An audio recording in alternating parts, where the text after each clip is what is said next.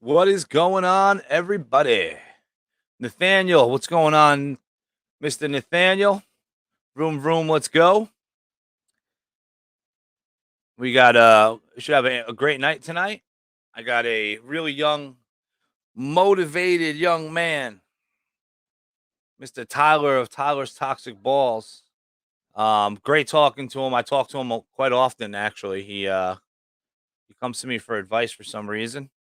And I get the occasional phone call for the new item that he's looking at, and I get to tell him what I think. But it's pretty crazy. I think he's 15 or 16 years old, and he's already got an awesome collection, and he knows a lot, and he knows what he wants to make. So there's so many different variables that are just going his way. But let me bring this guy in here. Let's bring this guy in here. Tyler. What's up, everybody? Tyler in the house. Hey, Chino, how are you? Not bad, bud. It's good. Fucking hair is pretty wild right now. What's going on over there? It was super humid today. I took a shower and then, woke up and it got super humid, so. You puffed out. Yeah. Yep. So, is this your first live stream on YouTube? Yes, it is. Nice. Yes. Very cool. Very, very cool. Yeah, so I mean, like I said in the introduction, you're a pretty interesting young guy, man. It's pretty impressive all the stuff you got going on. Thank you. And it's pretty awesome that your parents are backing you up on all of this and helping you make this dream come true, which is pretty incredible.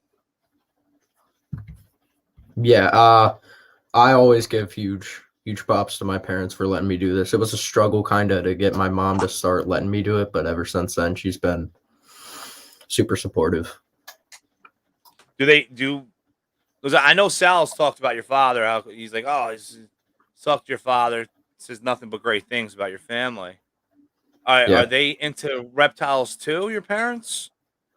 My father bred Burmese pythons when he was about my age, I think 17, 18, and he bred Burmese pythons here in New York. So he's definitely into them. My grandparents are into them because when he went to college, they actually took care of the Burms. He had about 50, 60 snakes. Some were Burms, balls, corns, king snakes. He had a whole load of stuff. Oh, man. So that's an incredible backstory. Yeah.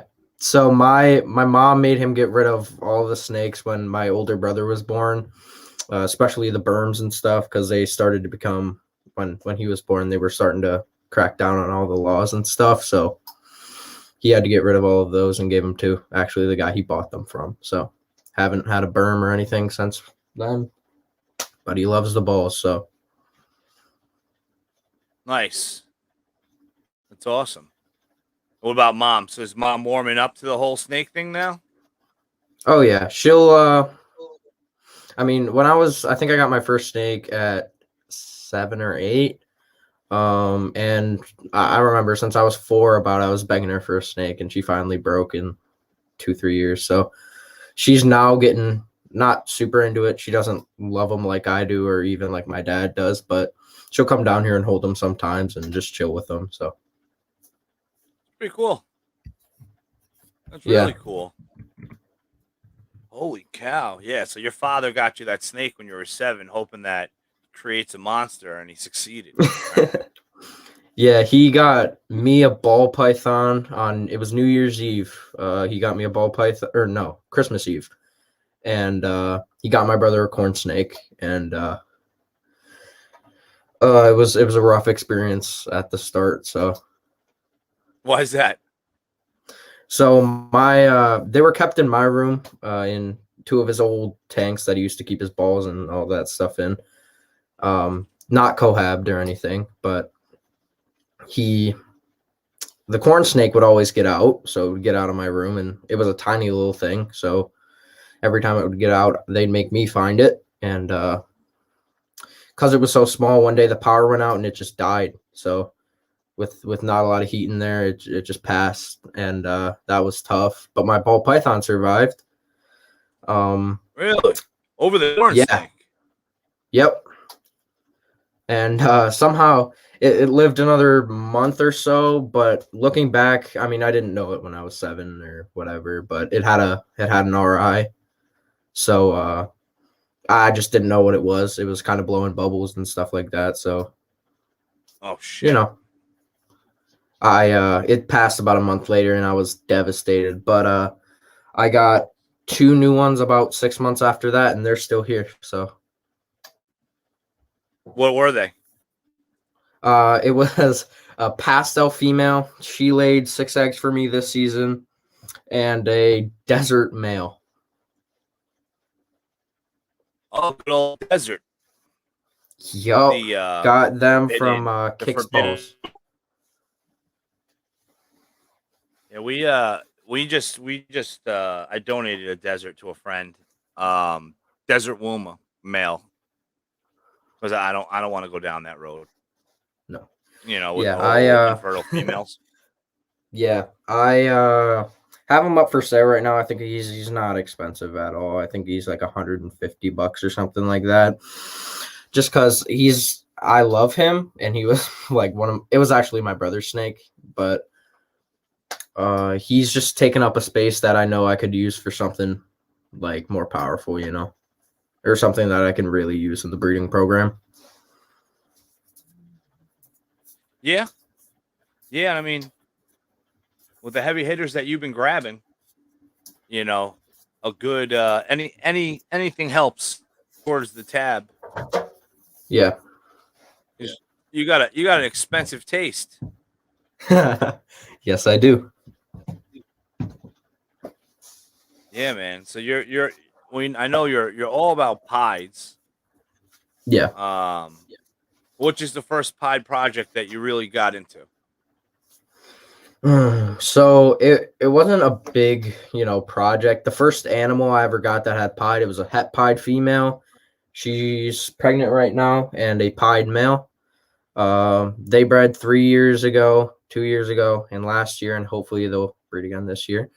But the first project I got into was the panda pied project. I got a black pastel pied male, a black pastel pied female, a black pastel 66% het pied female, and then just it was a super black or a super pastel yellow belly or gravel het pied. I just picked that up, and it was supposed to be a female. Turns out it was a male. So It's not a bad but male that though. doesn't. No, it's not. I got him at like 300 grams. He's pushing, I don't know, 1,400 in a year. Nice. And he's 100% head pied. You said? Yep, 100% het pied. Oh, that's awesome. He's another one that works out. Yeah, he's another one I'm kind of debating on letting go of, just because I don't really have any gravel or yellow belly females I really don't have any that don't have het pied in. So I don't really know what I'm gonna do with him right now. I mean, I'm sure you'll find an easy home. Yeah. And you throw it to a yellow belly and see what you get. If you get that highway, then you cash out. Yeah, I mean, I was looking when I was, spending the money and getting all this stuff I just acquired. I was looking for a yellow belly pied female, and they're so hard to find, man. Like adult. I was looking for sub adult or adults, because I don't want to get a baby and wait 3 years to raise it for that male and just hold him, So they were so hard to find. I didn't find one in like 2 months. Yeah, but you're also very impatient, I would say, when you're searching. Yep. I mean, Sal told me to tell you on the live stream to stop bothering him about his male that he just bought, and you've asked him to buy it at least twice, if not 3 times. Yep. And then, like you said earlier, you ended up buying a proven breeder of that male. Yep. So That same day, the last time I asked Sal for his Enchi candy pied, I called Ozzy right before that and told him I was interested in it, but I wanted to call Sal and two other people who I knew had some candy pied stuff that I talked to before and see if they would let go of any other stuff. I think one was Danner. He had a super Enchi pastel candy pied male, so I asked if he would let go of that. He obviously said no. Doug Sherlock had, I think, an Enchi candy pied, and he wouldn't let that one go. And then Sal obviously would not let his go either. So I'm not mad because this is the only proven male that was up, but I just wanted to let Sal, give him one more chance. holy cow, you gave him 2, 3, and 4 more chances. He would call me and be like, dude, Tyler fucking called me again about this Enchi candy pied. I'm like, the kid's motivated, man. It's pretty wild that, I think, what was it? Probably about a few weeks ago, a month ago, you were telling me that you're looking for pied females. Yep. And then you grabbed a bunch, right? How many? What was that deal that you did? I got 4 just straight up adult female normal pieds. I think they're all over 1,500 grams. And then I got 2 banana pied, or not proven, but again, 1,500 gram females. It's awesome. So it's a nice little small army of pieds that I'll breed to my nice males that I just bought. So What are you planning for the banana pieds? I bought a pastel clown pied male. So I'm gonna try and make banana clown pieds in 3-4 years. Okay. That's at least first year. I might go because I also bought a hypopied male. So I might go hypopied to him the year after I breed the clown pied to him. That's nuts. That's wild. I mean, I'm sure there's people that will be watching and say, I know I would be interested in a pied, of a male female maker, banana pied het clown. That sounds pretty awesome. Yeah. I'm hoping for at least 2 female banana pied females that are het clown to hold back, and then pretty much the rest of the stuff will be for sale. And I should hopefully have 2 clutches of those, so maybe I can hit the odds right. Yeah, I mean, the best way to beat odds is numbers, Yeah. And I'm starting to see that when you do have, it's funny because the ones that you don't have a lot, you don't hit. But the ones that you have multiple clutches, you hit a lot of. Because for some reason, the odds gods play with you, Yeah. So you got candy pied going. You got clown pied going. What else is on the radar of Tyler's toxic? Another thing, I just bought a hypopied male, so I've got I think 4 females that are possible het hypo and one that's a het pied pos het hypo. So I could be making double visuals next year of those and some nice single visual hets. What else? I mean, the panda pied project's quite big for me. I do love it. I've got a banana black pastel specter pied female from or possible specter pied female from Troy at Best Dressed Balls. Nice. So I might be able to make the banana panda pied in 2 years. That'd be pretty cool. That'd be really cool. Yeah. I'm right there with you, man. I've been trying to. I started building my panda pied project 3 years ago, and I just kept on hitting. I can never hit a male. It's if I hit a male, it was a normal. But the black pastels were all females, which is fine because I kept 3 of them. But my first clutch of the year, I actually hit a black pewter het pie. So Nice. I'm gonna go that route, and I still have 2 cinnamon het pie. I mean, it's 2 cinnamon pies. So I'll go for the 8-ball, which I think is pretty. Yeah, they're pretty cool because it's that silver color, Yeah, I saw Justin made a banana mahogany pied, and I loved that. So I wonder what it's gonna do in the Suma form, because there's been one banana panda pied made that I know of. So and that looked really cool. Again, but it was super high white. So hopefully the mahogany will be a little more pattern and more like vibrant color. I hope. Yeah, or you may have to add something to lessen it. Add like leopard or add enchi. But I think mahogany. I may be wrong, but I'm pretty sure mahogany is a high white as well. Mahogany is a higher white, but it isn't as but the thing is, you can really mix an enchi with it because it's not allelic with enchi, unlike cinnamon and black pastel.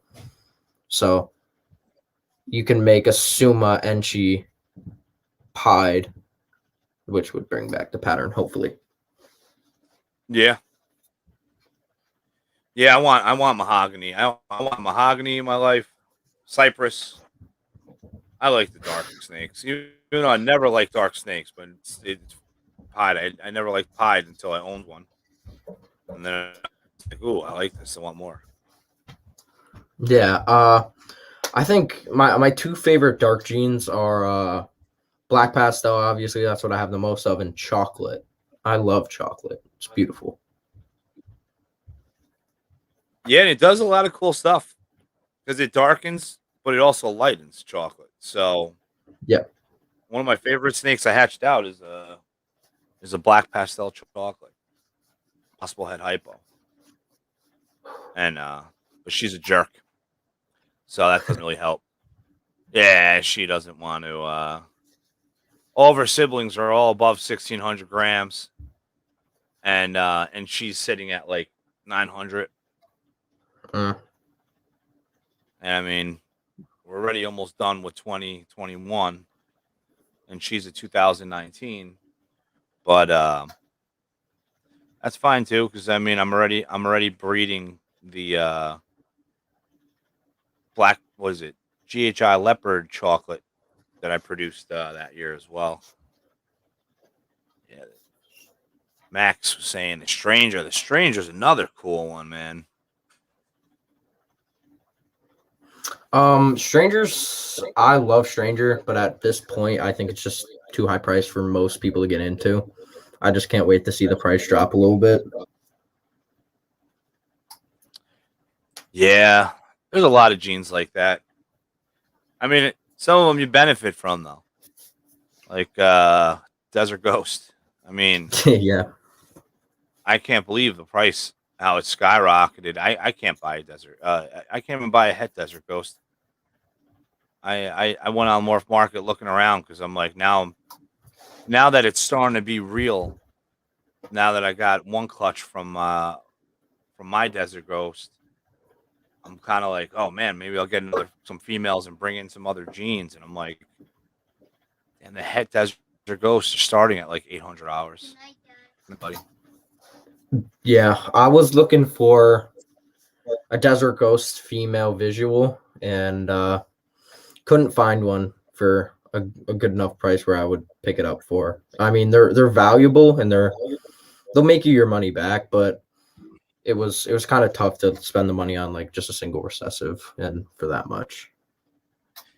And it's peaking right now. You know, Yeah.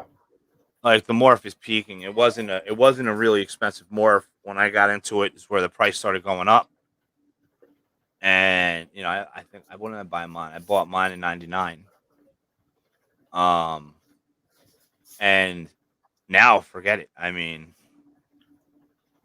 it's because everyone's realizing how legit that morph is. I mean, my two, I would say my top 10 morphs or Orange Dream and Desert Ghost. Anything that makes an animal look better with age is gonna promote me to want to get more of them. Yep. So I got a question for you. Are you picking Enhancer or Desert Ghost? Or I mean, I'd love Enhancer. Um, I think that Enhancer. I think so. My thoughts about Enhancer is kind of like because they're compatible, right? yeah. So but hypo and orange ghost are compatible, right? So it's just that orange ghost is more orange and regular hypo is more gray. Um, I think that if well, not if, when I do get enhancer, um, I'm gonna keep them separate. But I definitely want enhancer. I mean, enhancer fire, or what I really, really want is a LSR fire. Oh, those are probably the top quality fire I've ever seen. I mean, they look better than Desert Ghost, and I Yeah. got to see them in person. I got to hold them. I mean, they're. I've seen some. I've been to a few collections, like big collections, and man, Earl's collection is just, because Earl was an importer, so he was this importer that, he was buying it through other people, and then he got all of his licensing, and I believe he said it was like 2011, 2010, and that was before the guys in Africa were, figured it out that they're better off just holding stuff back and breeding them, improving it out, and then selling it that route than just shipping them right over to the States and getting a quick paycheck. Um, so Earl said he was able to reap the benefits of that before they started figuring stuff out and, started making better business decisions of breeding them over there and then because I mean, you ship one snake to the States where you can stay at home and breed them and send one to Canada, send one to the States, send one to Germany and the UK, and Yep. Enhancer, Enhancer's pretty badass, I will say, because it's bright. Yeah, I think I've never seen enhancer. Actually, I have. But I've never seen them side by side. I've seen a Desert Ghost at a Rochester Expo, and I've seen an enhancer at a Canadian Expo. Just looking and trying to kind of comparing them in my head, enhancer did look a little bit different, like a little brighter, more blushing, but I would love to see them side by side. Yeah, but I mean, even if they're side by side, I mean, I can grab 10 single gene pastels right now, and they all look different. Yep. So many different variables, but I mean, also the factor that, let's say down the road and they say they are the same. Um, right now, the market for enhancer is higher because there's less of it in the States. I know out of like people in my circle, I would say that the only person I know that's really working a lot with enhancer is Castro's Constrictors, Jonathan. Um, so I can't wait for him to start because I'm pretty sure he has a powerhouse. It's double recessive. So yeah, that fucking had a light bulb pop in your head. The double recessive champion over there. Yeah. I was thinking the enhancer G stripe's the one that came to mind because I was thinking Desert Ghost G stripe is one of those double recessives that I love. Probably one of my top 3 or 5 double recessives. And I'm pretty sure that's what he's got. Enhancer G stripe. Yeah, I gotta. It's weird. G stripe. I've had a G stripe male for a while, and I don't know. I finally grow in love to it. That I have a Mojave orange ghost G stripe, and I can say one thing. I can say that the babies that he produces are ridiculous. He made some really awesome double het babies, and I want to say the 18th of August. I have a yeah, I have that male Mojave G stripe OG to a pastel Enchi het OG. So Nice. hopefully I hit something cool with those. Pastel Enchi Pastavi OG het G stripe sounds pretty good. Yeah, anything, anything really with a double hat, double single visual hat, double visual, all that stuff sounds good. Please put them. Yeah, there's the man with the knowledge over there, Big Max. So what else you got going on? So how many clutches? How many? So let's start with the beginning. So when was your first year to produce snakes? My first season. This is my third, so it was 2 years ago. I had two clutches. It was from my Kingpin girl and my Pastel girl. I held back two animals from that year. Probably my favorite one of my favorites in my collection, actually. Oh, you're in shed. Is this male? He's a just banana paradox. He came out of that pastel clutch. Yeah, he was bred. It was a pastel to a banana spider, and he came out with some paradoxing. So he's super cool. I love paradoxing. I hope someone can kind of find something that can prove them genetic at some point. Because if you can find a genetic paradox, that changes the game, dude. Yeah, there's some really nice ones. There's actually a really nice paradox that's on raffle right now on Instagram. Um, the Josh Jackie, the Python Shed. Okay. He's got a male. It's right there too. It's a male pastel ivory het clown paradox, and Oh, that is insane. yeah. So it's on right now. Oh, I just messed that screen up now. Now it's blurry. And if you want to buy a thing and put my name on one of them, you're more than welcome. I won't complain if anybody does that because I want to win that snake. I only bought one, but $10. $10. I think 100 entries. Oh, we got Patrick in the house. Mako Morphs. All right. Hey, he's yeah, I heard I was talking to him, I don't know, a week back, and he said you kind of sent him to me because we're quite close. Yeah, I was like, when he told me he's in Rochester, I was like, oh shoot, like Tyler's up there. I said, you need to get in touch with this kid, man. He's a good guy, man. He's driven out here multiple times. Great guy. Love talking to him. He's knowledgeable, very knowledgeable. Oh yeah, yeah. You know what? He's a one man army. I like working with people that are like do it yourself guys and are really hustling to get to where they need to be. Yep. Yeah, definitely a cool dude. His kids are awesome too. Yeah, he's I got him started with ASFs. He drove. I couldn't believe it. He drove. I want to say, yeah, it's like 6 hours. Drove Oh, back and forth for. Yeah, I don't know if you guys are 3 or 4 hours away from me. Rochester's not close.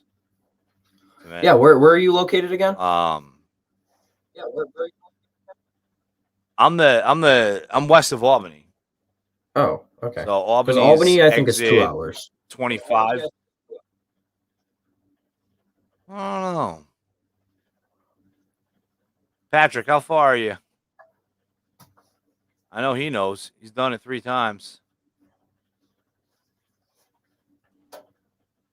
Yeah, he's a cool dude. The first time I met him, it was freezing out.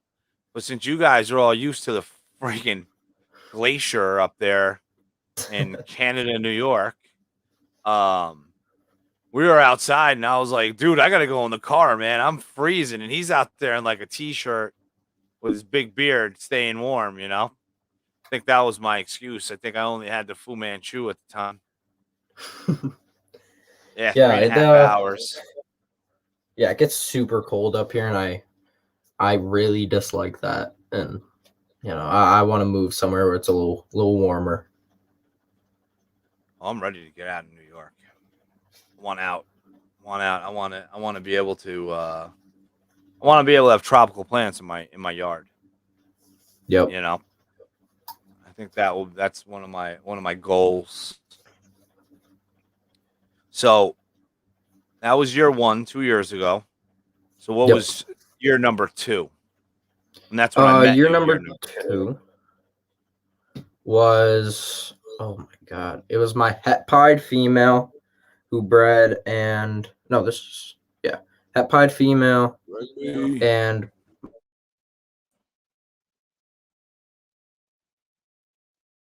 Uh oh, you froze. Ruh-roh.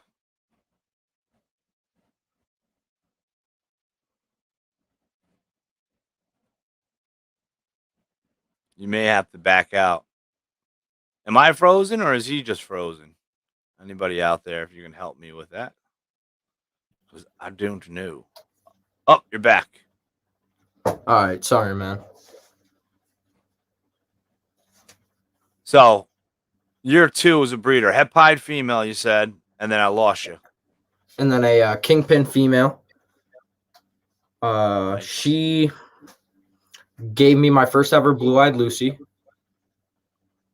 It was a pastel lesser yellow belly to a kingpin. So, I mean, it was a super lesser possible pastel pinstripe yellow belly male. I sold him regretfully. I actually reached out to the person a couple months after he bought it to buy it back, but he said it was his pet, so he couldn't let it go. Oh. Yes, I was 'Cause I'm- remorse. yeah. That snake I was trying to link you to. I was trying to keep it in the family because I produced that snake in 2018, the pied het OG. So if anybody's looking for a breeder size pied het OG, hit me up because my buddy's got it. And if I had the money, I would buy it, but fortunately, I don't. Too many damn holdbacks. Yeah, maybe you should let some of your holdbacks go, to me. Yeah, yeah. The ones you want all the crazy ones. It can't. It's Yeah. just it's a female, Pat. Female, and it's huge. Yeah, I think it It's was a when I pet. talked to her, it was like 1,600 grams or something. It's got to be because that snake had a higher pace than mine did in growth, and it was a lot bigger than mine.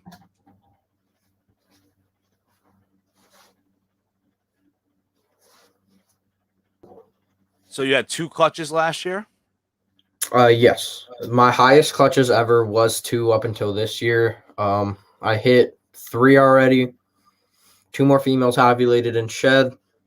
1 female ovulated, hasn't had her shed yet, so I should have 6. Nice. And then next season, pace, I'm man. up to 23 breeder females. Holy cow. What where do you source out your rodents? A local guy who I actually used to work for, his name is Ryan Perry from Fuzzy Acres.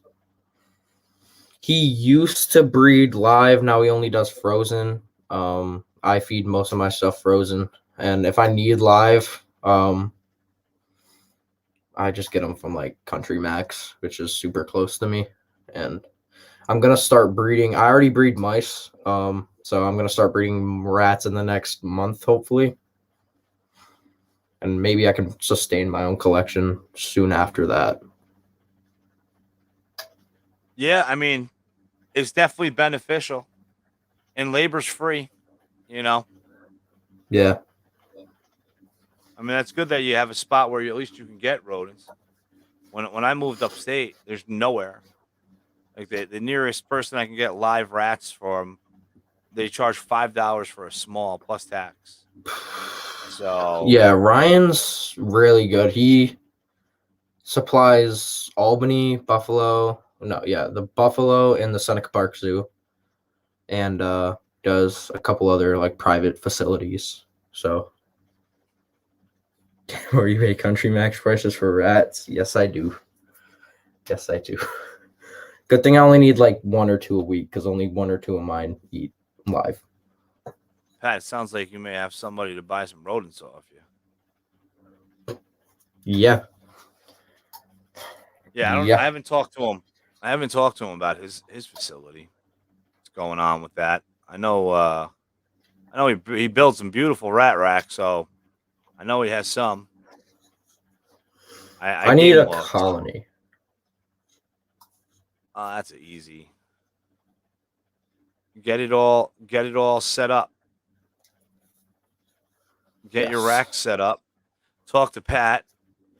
Have him build you a rack, and then you start from there. Because then you get a CO2 tank. You cull them humanely, and then even the price on frozen thawed is ridiculous right now. Yeah. Again, actually, I mean, for me, it's not horrible. Again, because I worked for him, he still gives me like great deals and stuff. He cuts so much price off for me. I don't know why, but he's super cool dude, and so frozens are always going to be good for me. But live is where I'm going to need some help. So if anyone around here does have rats, Pat, I need them. I feel like I see a lot of rats for sale on Facebook. I don't have In your Facebook, so area. Oh, that's good. I mean, I don't blame you, but I will say when it comes to there's a group called Upstate New York Reptiles, okay. and like I don't mess with Facebook because there's just too many. There's just too many keyboard warriors.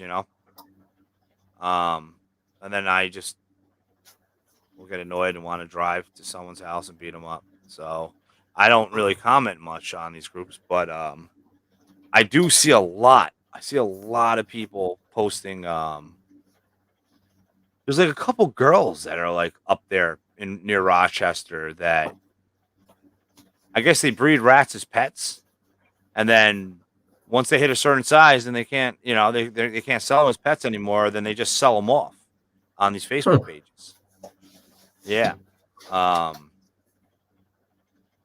So that'd probably be the one reason to have a Facebook. Other than that, I Yeah, I mean, you're a was young told guy, by my so I was told I should get a Facebook, but I just haven't gotten around to it, and I don't really know if I even want one. But yeah, you get two groups, like Pat said, two groups of 1 to 3, and done. You do a 6 high, 5 high rack, and then as you grow, it's nice. And then also feeding hatchlings is always nice with live. yeah, yeah. The only thing is, if I haven't talked to Pat about racks and stuff, but I know, like, yeah, same dude, Ryan's got ARS, or Freedom Breeder. I mean, rodent racks, and he said he'll give them to me for like $500. They're like super lightly used, like barely used for rat racks. Oh shit! So Hell yeah, I we'll need do to that. I need to figure out the price difference and like what I can get from both of them because Ryan was like, I need to get rid of these. He just keeps them in his giant barn, does nothing with them. So I I think think he's I got know he's got 3 of them, doesn't he? Ryan. Yeah. No, he's No, but 3 of them for sale. 3 ARS student racks for sale. probably. I mean, he's got over 45 different. I mean, 45 individual racks. So I wouldn't be surprised if he's selling a couple of them. So Yeah, that's a steal. Even if you got it and you decide to flip it, not flip it, but yeah, do it for a little bit and then decide, okay, I mean, breeding rodents is kind of like breeding snakes. It's either yeah, you got what it takes to do it or you don't. I mean, some people they get bit for the first time. That's it. Now they're like petrified. Other people Yeah. get bit and they laugh because they have a tooth in their finger for the next 3 months. And the rats are like the same way. I mean, it's dirty work, but you Yeah. know, I worked for Ryan for a summer. Was probably the most unpleasant job I had ever, but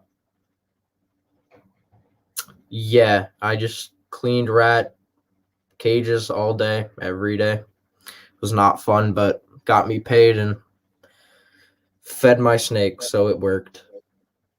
yeah, you know what, man? That's like kind of you got to earn your keep. Yeah. It gives you a nice little foundation. I mean, I worked at a pet store. I worked at a local pet store for 4 years. Wow. Um, oh yeah, and that was like madness. The '90s was nuts. The '90s was nuts. Berms were still legal. You know, um, I couldn't tell you how many would get surrendered to the pet store. You wake up and there'd be a box in front of the pet store with a you know 10-foot berm and a pillowcase or an anaconda. Just Wow. random stuff would show up. Um, and then of course mites would show up and forget it, cleaning rodents, and I mean we were nuts. I think the funniest memory I have is cleaning the mice bins, and we weren't even grabbing the mice. We were just grabbing the shop vac with no filter on it, and fucking zip zip zip zip. You hear it. Zoop, brrr, zoop, brrr, you hear the fucking mouse go flying down the hose, and then it was perfect. Then you grab them. Then now they're inside the vacuum, so now you can reset the bedding, and then you can just drop the mice back into the display. But That's smart. smart and horrible all at the same time. Yeah. I applied because I don't have a job right now. I applied to Country Max and they were like, nope. So that Yeah, sucked for me. I think that was what I went to. Is it something called a Country Max, where they sell it's like Tractor Supply, but with fish and lizards and birds Yep. and like all that stuff included on top of all the tractor stuff and bales of hay out front and stuff. Yep. Yeah, it's like an hour from me. There's the man right there. Look at that. We got Troy in the house. What's up, Troy? How you doing? And you mentioned him earlier, right? What was the snake that you got from Troy? Banana black pastel, possible specter pied female. Oof. It Yeah, you know what? Troy's another one that said a lot of great things about you and your father. yeah, Troy's great. I love Troy. He's probably had, I mean, I have only bought from a few people really, but some of the best customer service I've really seen. I mean, him and Sal. No offense to anyone else who I bought snakes from, but him and Sal are always great people to talk to whenever I need to, and always kind of check up on their stuff. So All right, so now this is a good question, right? Because I know, all right, I know that you got a list of people that you call. Because I know when you call me, I mhm. know you call Sal and you call Troy. Who else is on this list of people that you call when you have this decision that you're figuring out in your head, but you need assistance? Who's on this Okay. list? It's a long list actually. There's probably 10 I people knew on it there. was. I can't make up my mind without some help. I need other people's opinions. So I got Max from Interstellar. Always call Max. Um One of my friends, he's a little, yeah, I think he's a year younger than me. His name's Dino from FL Pythons or D'Angelo Reptiles. Super cool. He's gonna be doing almost the same thing I just did and just buying a whole lot of stuff, and he'll be coming up soon. So keep an eye out for him. I do call Billy occasionally, not too much because I don't want to bother him, but he always tells me, he's always open. So you, Sal, Troy, always try Troy. Sometimes he doesn't answer. Um, Troy's a Brandon, busy guy. yeah, Brandon from Oodles and Noodles, and I think the last one's got to be Liz from K Royal Reptiles. Yeah. Because I'm in a group chat, and I know, I was like, I just got off the phone with Tyler, and then all of a sudden Troy was like, I did too, and Liz was like, I did three, and it was pretty funny that all Yeah. three of us talked to you the same day, and then I talked to Sal later on that night, and Sal was like, oh yeah, he called me today too. Um, I mean, I can't forget this guy either. Brian Bodie. He's been a great help to me as well. Nice. So you got a So nice I've lineup. got I've got some people who are always there to help me out. You huge everyone's a huge help to me, you know. I don't really find myself super or call myself super knowledgeable, but you guys all are in my eyes like snake masterminds. So I gotta tell you, you're a really smart kid, man. And at 16, I mean, when I was 16, right. You're 16. yes, sir. I was chasing girls, man. I was chasing girls. I was installing car stereos and systems in cars, and you know, hang out in the woods and having keg parties. I was not um creating something that essentially could set you up for the rest of your life. So kudos to you, man. I mean, that's I think you're on a great track, and you got the support from some great people. And I mean, I'll tell you straight, I talk to a lot of people for advice. My line's open for everyone. And some people don't get it when you tell them what your opinion um on something.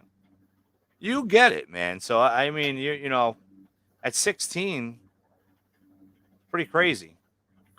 Yeah, I mean Pat, I've been talking to him a lot. I mean, not a lot, but he reached out to me or I reached out to him about 2 3 weeks ago, and we've been kind of staying in contact. So he's getting to the, I get to talk to him every time I need something to ask. So he'll be in there soon. There's, I mean, there's so many people who like inspire and help me. Like it's kind of crazy. I wish I could write them all down and just shout them all out, but my brain's not that large and we don't have enough time.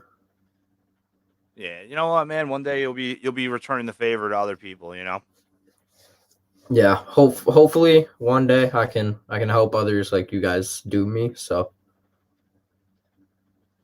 it's pretty cool. So now you're three. You said you have three clutches so far. yep, one's hatched, two in the incubator, three more coming. Yep. So what hatched so far?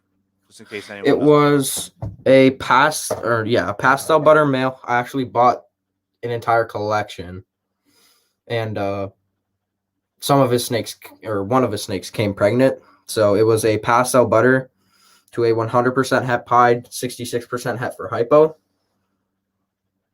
So I got two pastel butters that are 50 het pied and possible het hypo, a butter who is the same, and then four normals. It's pretty cool. I did And how many? have one that passed in the egg, had a tied umbilicus. I tried to save it and it just didn't make it. So That's a bummer. It happens, man. I mean, I've noticed that the less you touch them, the less that happens. Um, Knock on wood. I've been on a probably 3 or 4 year streak, and I know that the wow. first couple of years I was breeding, it happened all the time. But I also know that I had a badass Phoenix flashlight, and I was candling them throughout the whole incubation period. And you know, I know that when my son Junior, when he checks for if a snake didn't eat or not, and he's flashing that flashlight, the snakes automatically strike at the flashlight. So Huh. my theory in my head is when you candle them too much, it kind of freaks them out, and then that's when they move, and then that's where it runs into this opportunity for them to tie their umbilical cord. Yeah. That I only candle my eggs when they're hatched. I know, and I do use a flashlight. It's not super strong though, but I've seen people do it like throughout incubation and just to like see how they're developing, which I think's pretty cool. Just to see like how your snake's developing and how you can like even see the pattern and like kind of what morph you're getting before it even hatches. But I don't do it just because I don't know what it will do to the snake. So Yeah, and I'm a believer too that even when the snakes hatch, you still gotta wait for that shed, and oh sometimes you yeah, don't know what it is until the third shed. Especially if you're working with something like Orange Dream that if it's a lower expression Orange Dream, it may not show up till the fourth shed. yep, Just just for the record, the Yankees are winning 3-0 right now. One of good the to worst know. playing one of the worst baseball player teams in the game right now. But we got to take our wins when we can get them. Where's Richie at? I got Rich shirt on, Chad shirt on, limited edition. Check this out. EAD. That guy's a phony guy. It's taken years to meet him, and it was a great time meeting him in Battlefield. I mean, Chad, another one. I call him quite often, and he help not as much as some of the other people, but helps me out a lot too. And he's super cool. Love Chad. I've never met him though. He's a funny guy. He's the same guy in person as he is on the phone or on video. It's great. Oh, you Truly guys. funny ass dude. I was going to the Battlefield Expo and pick up these racks actually because Sea Serpents was there, right? Yeah. And yeah, so it was actually my neighbor's grad party that day, and we just didn't figure that out until the day before, so we had to not go to the expo. Are you coming to Saratoga? Should be, yeah, September 9th? yes, September 11th? Hopefully our shitty governor doesn't close down the state by then. But yeah. I'm doing that, and then Rexpo is November or something. So Rexpo's in that'll be Rochester near you, right? less than 20 minutes away from me. I want to go to Rexpo and just check it out. I wouldn't It's mind it's a just cool checking out show. the Rexpo.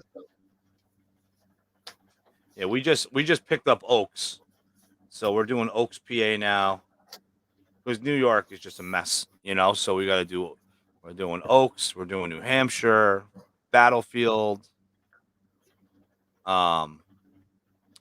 And hopefully we can start getting some expos in New York so we don't have to drive 4 hours and stay in a hotel for every expo. Oh yeah, I got my Black Pastel Pied stuff from New Hampshire. New Hampshire's a Guy great named show. Granite State. I love New Hampshire. Yeah, beautiful. Top Ballers Garage. Ballers, DK in the house. Yeah, and you know what? New Hampshire's got that strip right there with all the different restaurants. So we liked that's like the best part of doing the expos, I think, is you get there, you put your animals in a room, you set up your table, then you go out to dinner and get ready for the next day. Um, Yeah, I mean, I've never actually vended an expo. Hopefully will be able to this coming Rexpo, maybe depending on what I got. But if it's not this one, it will be the next Rexpo because I should have yeah. a lot more. Vending isn't about sales. I can tell you that right now. It's all about networking. Get your name out there, get your face out there, get a spot, get your permanent spot. So every time you do an expo, everyone knows where to find you. You know, you'll have expos where you bring the nicest stuff and you sell 2 animals. Then you have expos where you feel like you didn't bring a lot of good stuff and you do better than you've done before. Yeah. Have a good night, Pike Mine. What you looking Sorry, I'm for? just checking. Someone is making noise, and I don't know where it's coming from.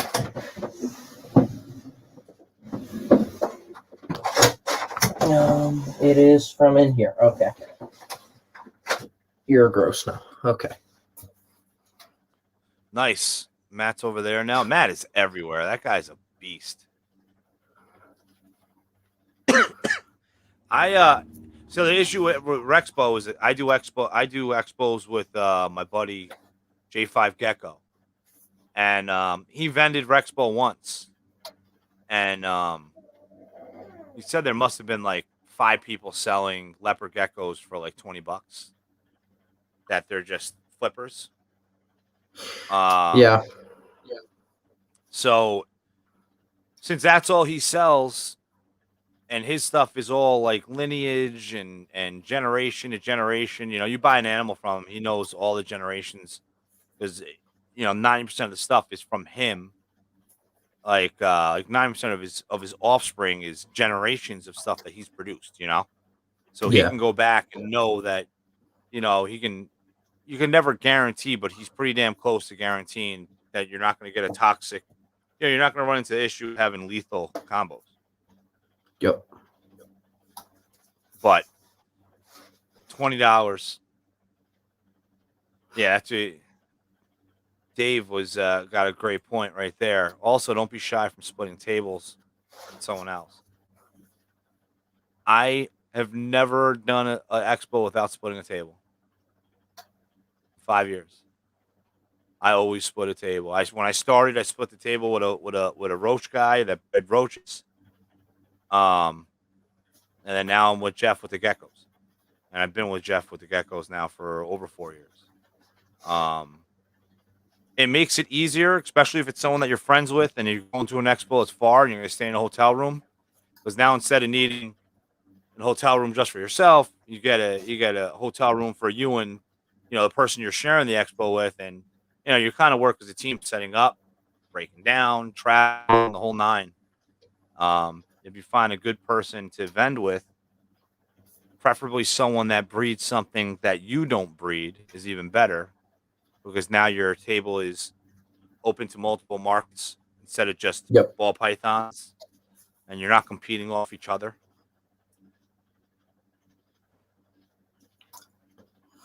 I mean, there's not too many people around me that I know of that breed anything other than ball pythons.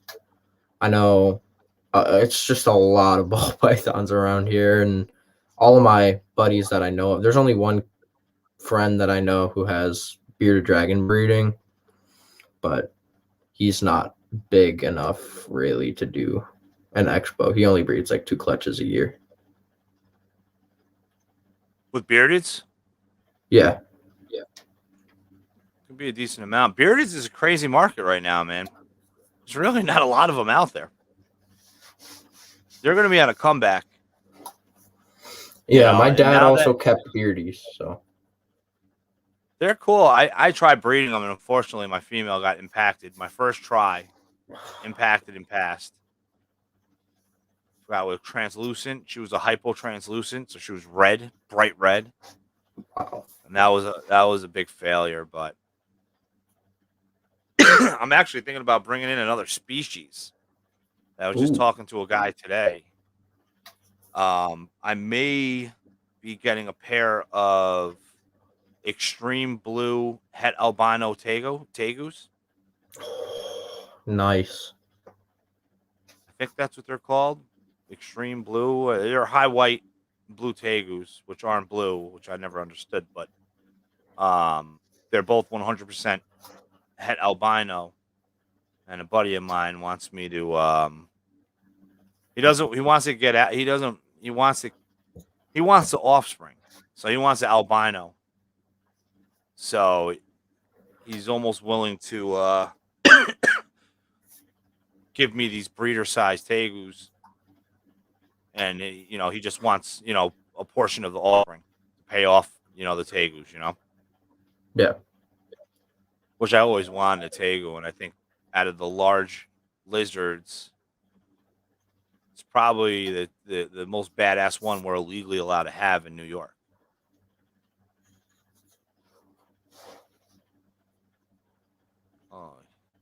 Oh, Greece, New York is near you guys in Rochester? Yep. It's a suburb of Rochester. I know. Yeah. I do, Pat. There's two places, either in the third bedroom upstairs, or I'm gonna make a room downstairs for the Tegus. Because they're both already 4 feet, so that's the other thing. I don't have to wait. Yeah. All right, so clutch one. What about clutch two? Clutch two. Well, actually, I had 4 clutches this year. One went completely bad in the incubator. Clutch two was a banana enchi, possible or 66% het for hypo, bred to a chocolate pinstripe and a black pastel pied. She threw 4 eggs, bad veins. They all went bad in 3 Man, weeks. you see that guy? Yeah. He's one of the coolest people in the world right now. Elliot is the freaking man. He is like the most positive person. If you're having a bad day, post a picture, and that guy's gonna say something awesome on it. And it's just he brightens up my day. That guy, Elliot Perez. Yeah, and then so my third clutch, which is the only, is one of the 2 in the incubator right now, was my pastel to my chocolate pinstripe. I just want chocolate females because those are going to be super useful in my clown projects. That's what I was talking about today with Doug from Bow Basement. Yeah, and then my last. Oh, sorry. I was saying I need to put that GHI chocolate leopard into clown very, very badly. Oh, yes. And then what's number 3? Was my black pastel 66% het pied to my black pastel pied. She's a small girl. She laid 4 good eggs. One had bad veins, and then actually 2 had bad veins, so 2 went bad. And so I only got 2 eggs left out of that clutch. So hopefully I can prove her out to be pied. Oh gosh, those are the painful clutches. Yeah. They're painful. How is she though? Is she back on food and pat on the grams? Oh yeah. She was my smallest breeder that I ever had. She was the only reason I bred her was because she's an older female. I'll take her out. She's a 2015 and she's that big. All right. Bought her as a really bad eater, 2015, about 980 to 1,000 grams. And figured out she didn't eat from the day I bought her for 6.5 months. And oh my God. I figured out the trick. She loved live adult mice. So she'd eat about 3 of them in a sitting. And then I'd feed her 2 a week. So she'd take about 6 a week. And then I switched her over to rats. And she is eating rats. Yeah, she started eating rats. And then now, since she's laid, she's only been eating mice. So hopefully I can switch her back to rats soon. Have you tried ASFs? I have not tried ASFs. What was that? I mean, I have frozen ASFs, but no live ASFs. I don't know if Pat has live ASFs, but he's got somebody. I know that. He's got someone that's closer to my house, but still far. He's coming down eventually. He wants to get more colonies because I think I gave him.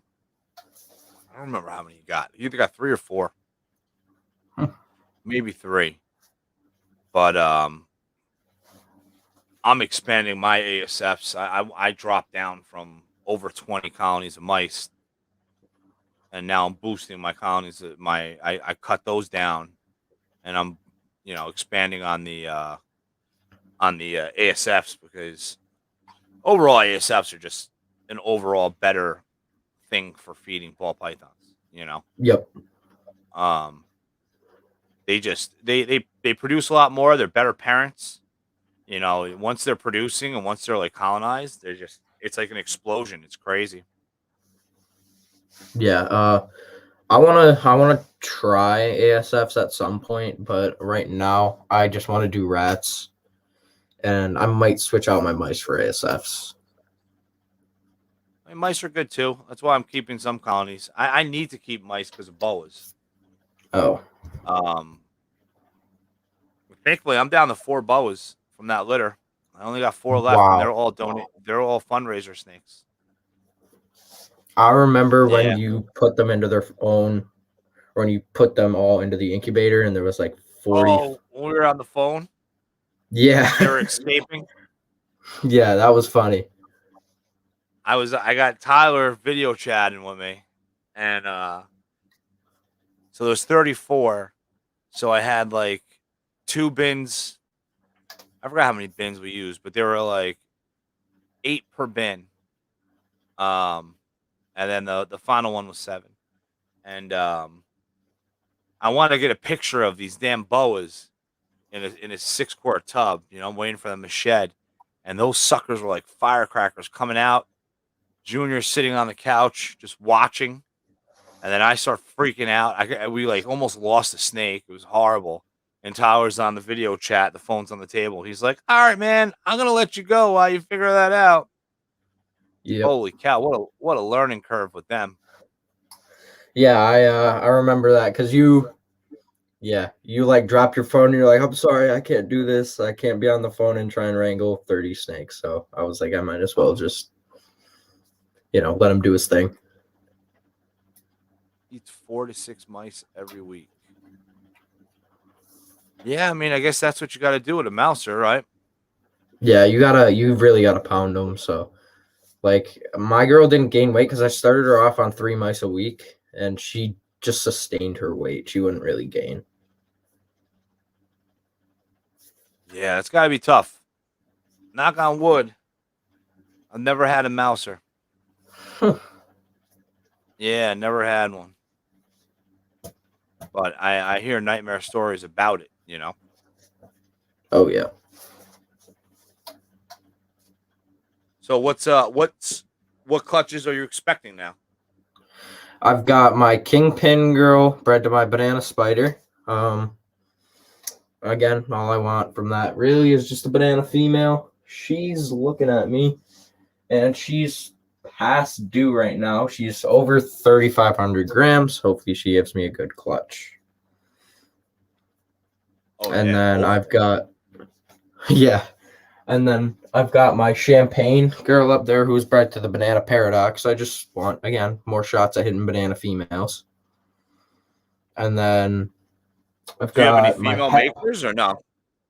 no, I don't have any female makers, so those would be nice if Let's my see.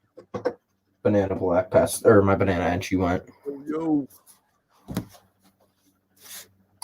And then I've got one more that I'm pretty much guaranteeing going, which is my het pied to my black pastel pied. And then I've got like 1 or 2 more that I don't know. They've got 3-4 locks under them, but I haven't seen an ovulation. So And you said you have an ultrasound now, right? I just bought it. It's coming right now, so it's not here yet. But I just bought it from Which one did you get? Oh my god, it's um. Let's see if I can find it. You're breaking up. Oh, it's because I What did you probably say? put my phone on. I have no clue. I would have to look it up, but if I pull my phone out, I'll break up. So Yeah, so it's not. That's no good. Is it one of the? Is it one of the like laptop looking ones? yeah, Nice. Claudio. Yeah, I like the ultrasound. I'm I'm still learning. Um, but it's really good at like I'm really good at finding follicles that are like Hmm. under 20 millimeters. So I mean that's really where I need to be. And then even if when I'm having issues of when they're bigger, I can still palpate and see what's going on, feel what's going on, you know. Yeah. But it's definitely a cool tool, and then you can see, you know, when if an animal is building follicles, and then you throw your male in there and then come back a month later and see, oh, follicles are growing, you know, beautiful. Yeah. I feel it's gonna be a great tool. It was one of the things that I was debating buying another snake for, or and not getting the ultrasound, but I decided to get the ultrasound instead of another snake.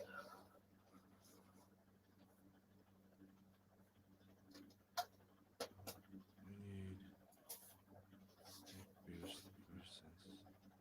That is what. Yeah, I like it. I think it's cool. I think it's a tool. I don't know until I get better. I don't know how like aggressive I'll be with it. But when it comes Yeah. to just kind of get an idea where these females are at and practice, you know, because it takes a lot of practice to learn how to do this shit. Uh, yeah, that's the only thing I'm kind of nervous about is getting it and not knowing like how to use it correctly. So I'm gonna use it for a while and not be able to do anything with it. So, and if I am doing it wrong, like how do I learn how to do it correctly without help? There's it's becoming more and more common, and a lot of people are getting them. You know, so there's quite a bit of people that can help you. Oh yeah, thank you, Claudio. Yeah, he's got all his data. He's a big ultrasounder. Yeah, I'm such a noob, and it seems like I have like when the follicles are small in the ultrasound, they're black, so they're easy to notice. But then when they get bigger, they turn into like this haze gray, and you're not even really looking for a round shape. You're kind of looking for the edges, and then you're twisting and turning and trying to get it so that you know you can catch that edge.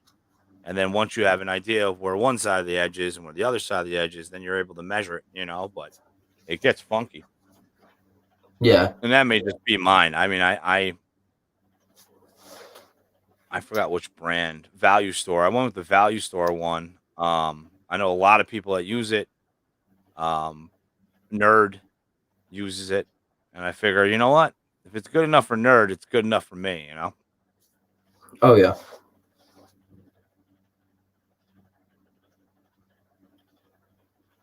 it's 32 to 40 when they start turning gray, right?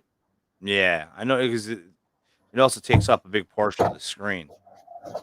But when they're small, they're like jet black. It's like so easy to find. And then I noticed that like when they're like 20 millimeters, they're still jet black, but then there's like a halo on it and then a ring.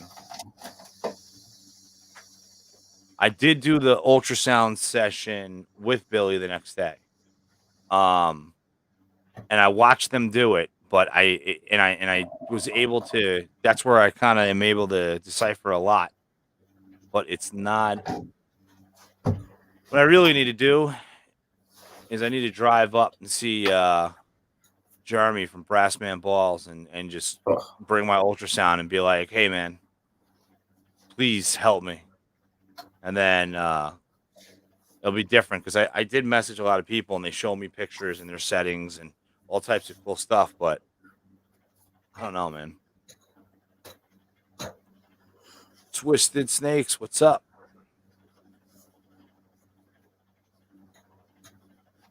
Very, very cool. So you said one clutches, dude. What's the other clutches that you're expecting? I got my champagne girl, who I think I said, my kingpin girl, who I said, and then my het pied bred to my black pastel pied, my Olympus fire girl bred to my black pastel pied, and another pastel bred to a chocolate pinstripe. That's a cool snake, an Olympus fire. Yeah, she's here, I'll take her out.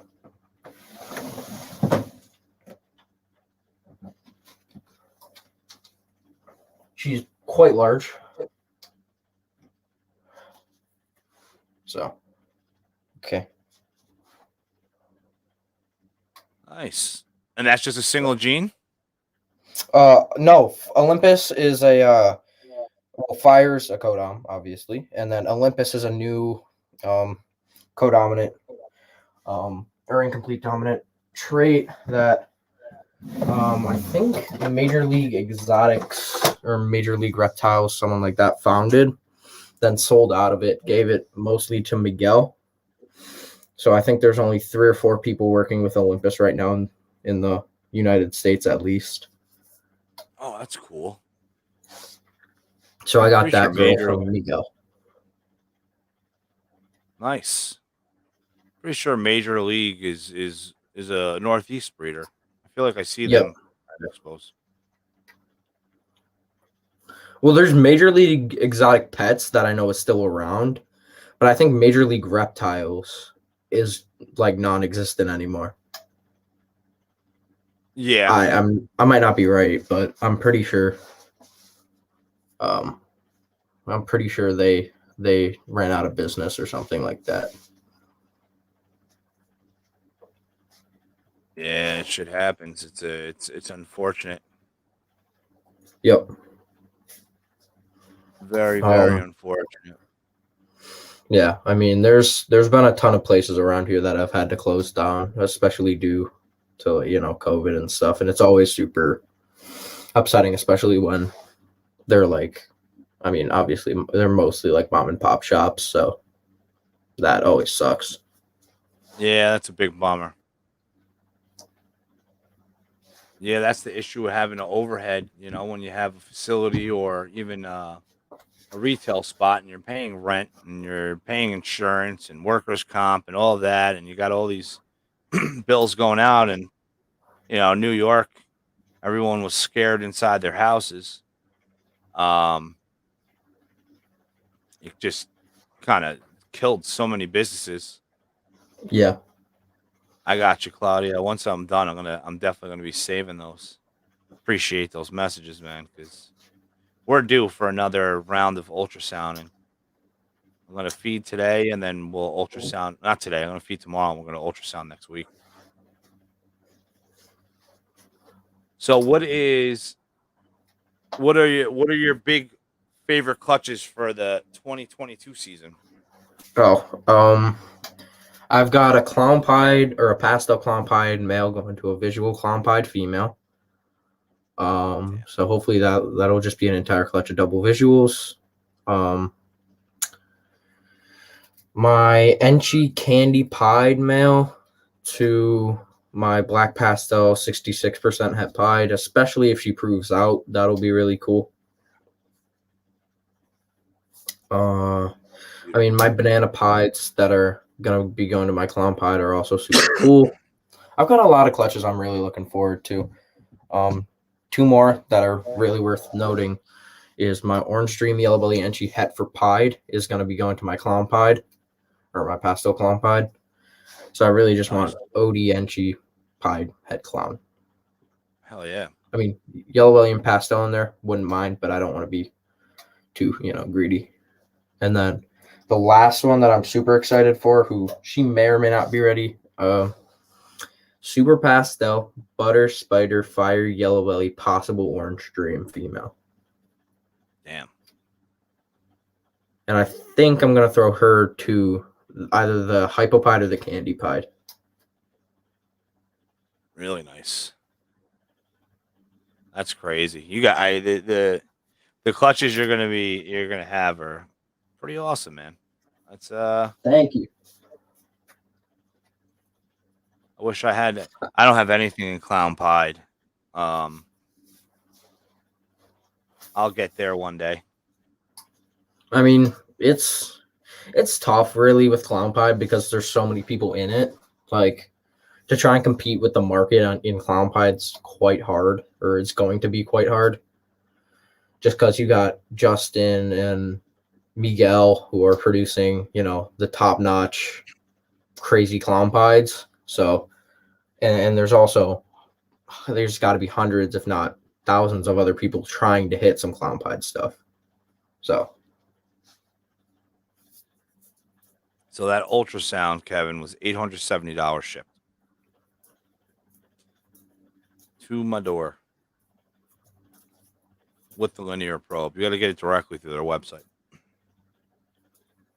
That's freaking wild. How many? So now, how about this, right? So I see you got more racks.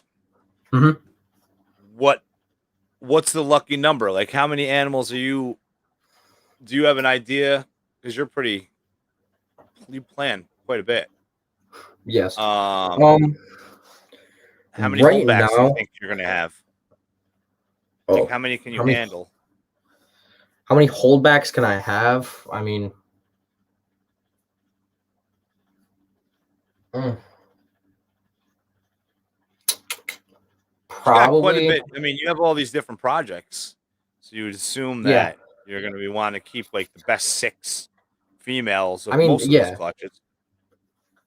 I mean, I could probably hold back 15 to 20 animals if I need to next year, if I don't get any more racks.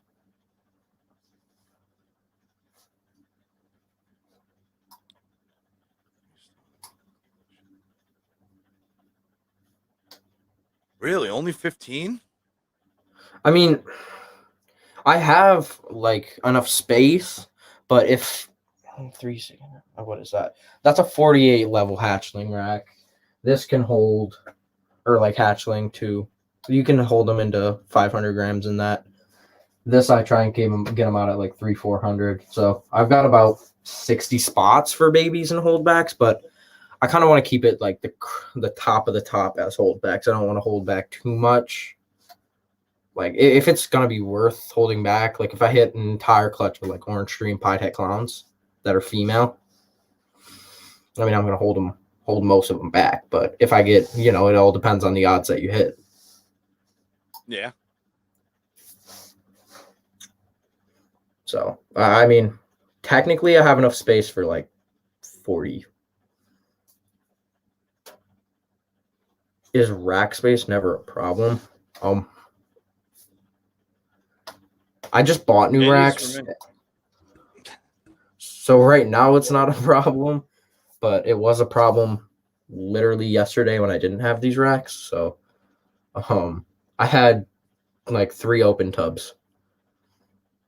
So now I have 70 open tubs, maybe.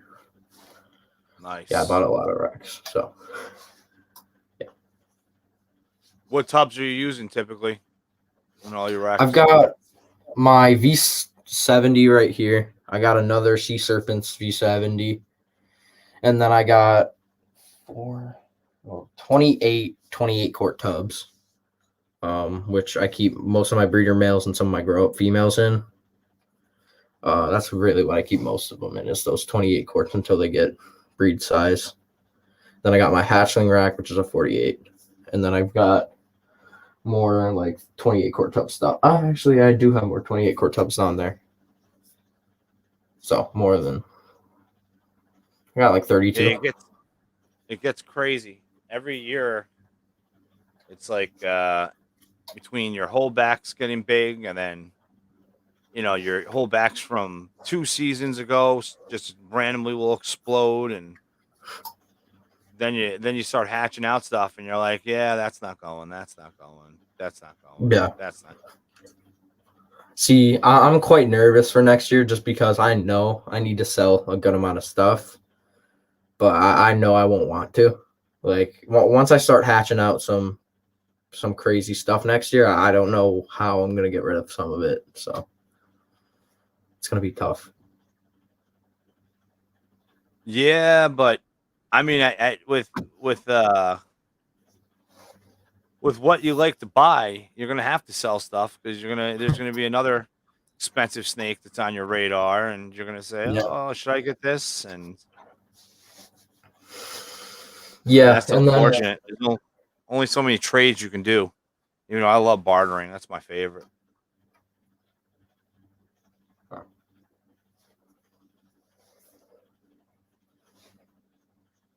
that's pretty wild, man. It's pretty yeah, cool, man. I think I look forward to like 10 years. You gotta stay in it. You know, you can't be like that kid, the $1 million kid. You know, remember that? I don't know. You probably remember that kid, right? hmm yeah, but too many snakes almost, you know. Yeah, I mean, you can't even for an adult what he did. If you had a family like me, I got a family. Me and my wife have been doing it from the beginning, and then now we got Junior in there. And even for three of us, it would have been tough just keeping up from starting from the beginning and just jumping into that many animals. hmm Yeah. Yeah, Max, get another rack, Max. Rack and snakes. It was a very big debate last night. I want to Ultramel clowns. It's not a bad project, Ultramil. So yeah, I've got another question for you then. Ultramil or Monarch? Which one are you taking? Neither for me personally. Really?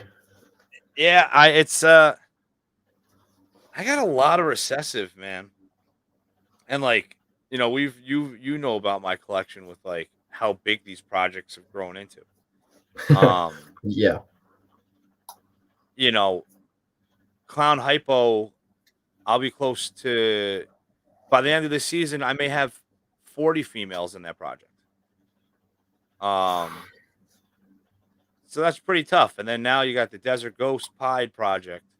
I got the Albino Pied project, Albino Orange Ghost project, the Candy Pied project, the TSK project, and TSK Pied project, and I'm sure. Oh, Genetic Stripe Orange Ghost. You know, there's so much.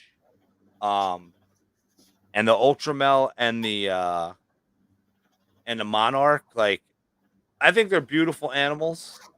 I was able to see a Monarch female in person, a nice size, a decent size one. You know, well started one that Liz from Royal Reptiles had. hmm Um, and Ultramel, forget it. Ultramel is like just flooding Instagram. Oh Um, yeah. I don't know. It's kind of like lavender albino. Everybody wants lavender albino. Everybody wants lavender. You know, candy. What is it? Not candy. It's what the hell they call? I can't even remember the name. Toffee? Dreamsicle. Everybody wants Oh, dreamsicle. dreamsicles, and oh, you're not doing dreamsicle, and I'm like, nope, not doing it. And even Exanthic. I mean, I didn't. The only reason why I have Exanthic, which I'm glad about, is I bought a 1.5 group. So I bought the 1.5 group. I bred them out. I hatched out my first Exanthic last year, and then that was it. I was hooked. Adding all these other morphs. I mean, I'll let the big boys play with it and see where it's at and see what I think. Because I mean, I can. It seems like everybody's getting Ultramel right now. Yeah, and especially with the bigger, especially Billy and Austin trying to push Ultramil a lot. It's gonna be interesting to see where it goes in the next couple of years. Oh yeah, Because yeah. I know I don't, Austin's. I don't, I don't buy into stuff early. I haven't done it yet. The closest thing I could say that I bought into it, it wasn't even early. Is I bought it before the market, blew up. Was Desert Ghost. Um, and I literally bought one snake. It's a powerhouse male, but I bought one.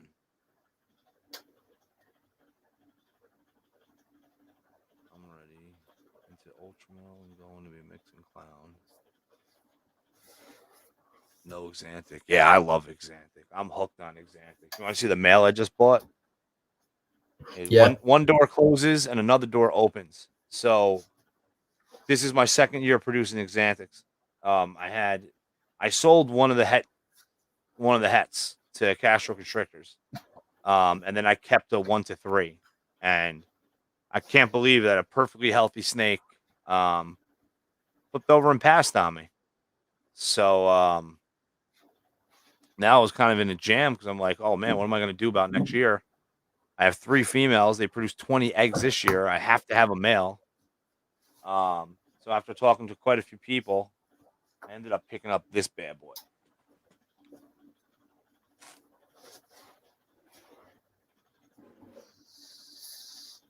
Looks so good. It's the first time me opening the tub and pulling him out.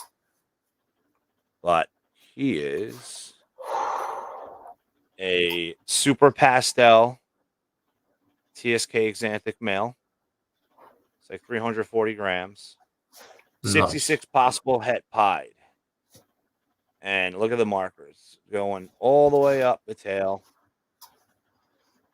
It's got a little mild ringer over there, ringer over here. So hopefully this guy proves out. And the color on this.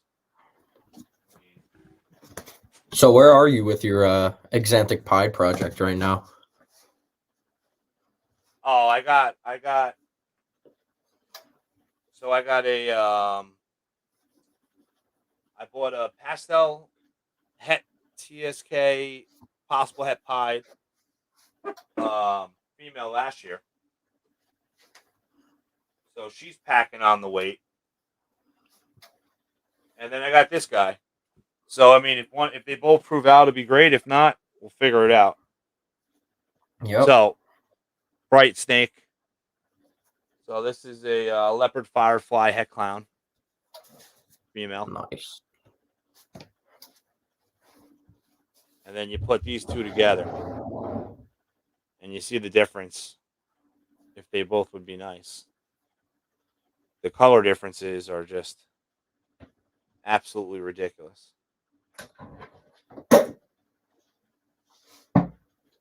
So I'm hooked. I'm hooked. I mean, look at that freaking face.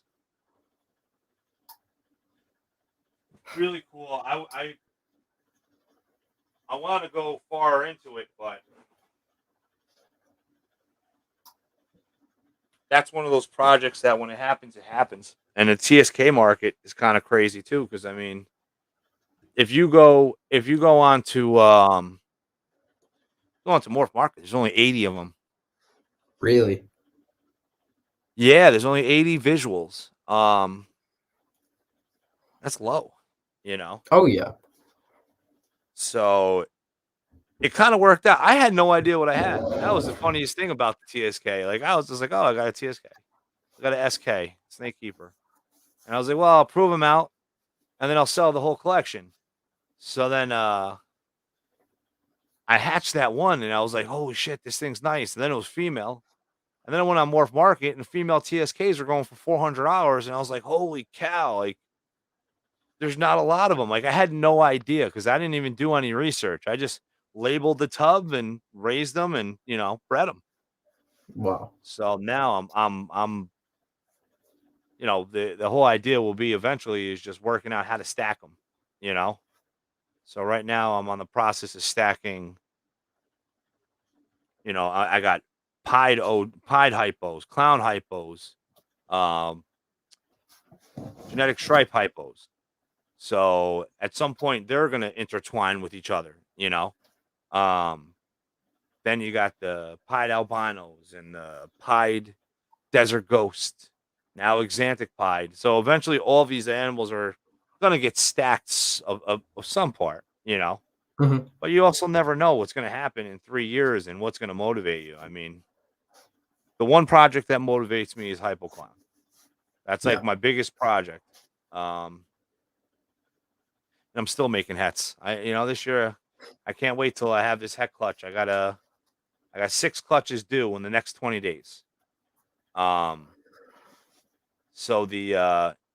I bred a clown het orange ghost to a black pastel het hypo. So I'm really hoping to get some female hypo het clowns, black pastel het clowns, because I have one double het, and it's always nice to go visual the het, Oh yeah. even if it's just once. Yep. Yeah, DG is cool. DG, even the babies. You want to see the babies? Let me grab Yes. the baby.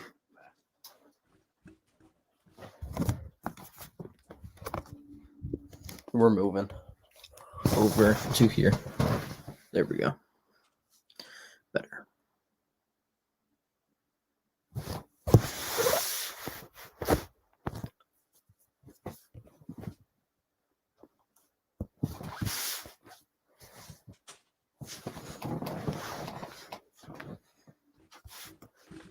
Yeah, my incubator's in the kitchen, so I gotta run into the kitchen and grab it. So pairing, you can't see it.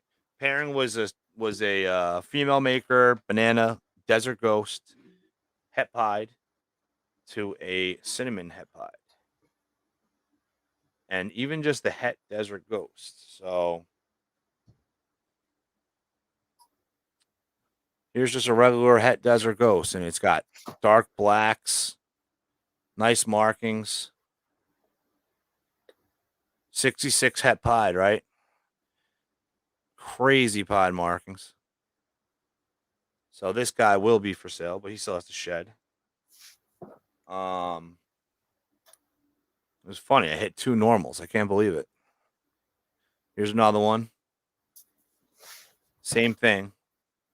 Crazy pied markings. It even goes up the tail. But such a clean looking animal. I can't wait till it sheds to see what, what's the outcome of it, Oh Because I don't think that I hit cinnamon on those. So let's see. So it's a female maker, right? yep. So over here we have, this is a female black pastel. Pretty sure it's black pastel. Yeah, because it's really orange. This microphone's in my way. Female black pastel banana, 100% het desert ghost. And then this one, I don't really see any big markers with pied or anything on that. But obviously, once it sheds, it's going to be a lot different. But the reason why I Yep. think it is black pastel is because look how purple this damn thing is. The camera's not picking up the oranges. So that's the one of the females.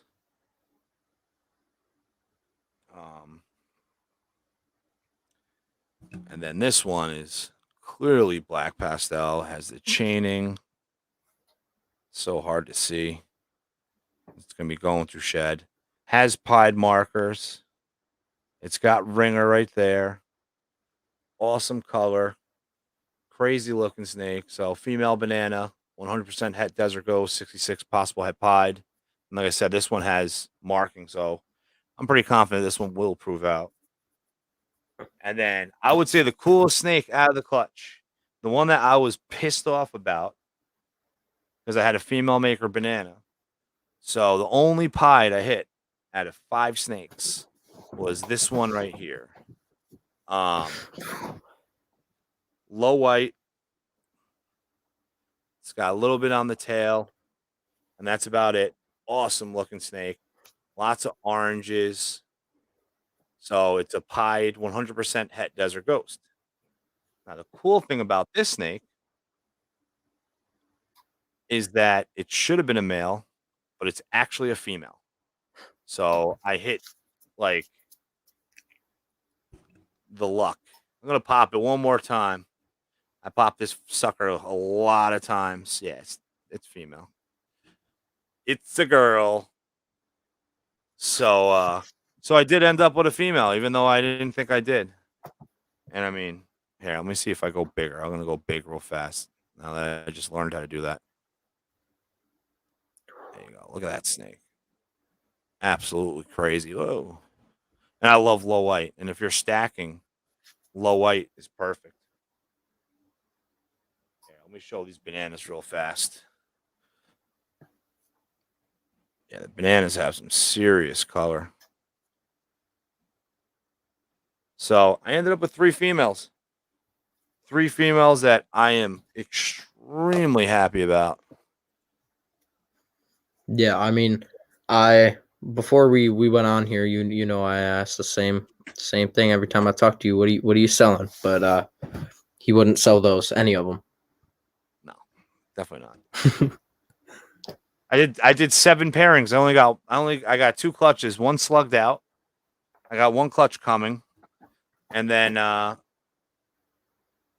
got 3 pied females that I bred to that male that are just their follicles are one of them has big follicles, but the other 2 are small ones. So hopefully they'll either they're gonna end my 2021 season strong, or they're gonna or those clutches are gonna start my 22 season even stronger. Yeah, I mean, I know Max has some nice. I think he has a Super Blast DG and a Butter Enchi Pastel Desert Ghost, and those two, I can't wait till he pairs them because they're gonna make some sick Desert Ghost stuff. Desert Ghost is cool, man. There's just something about an animal that it looks better as it gets older.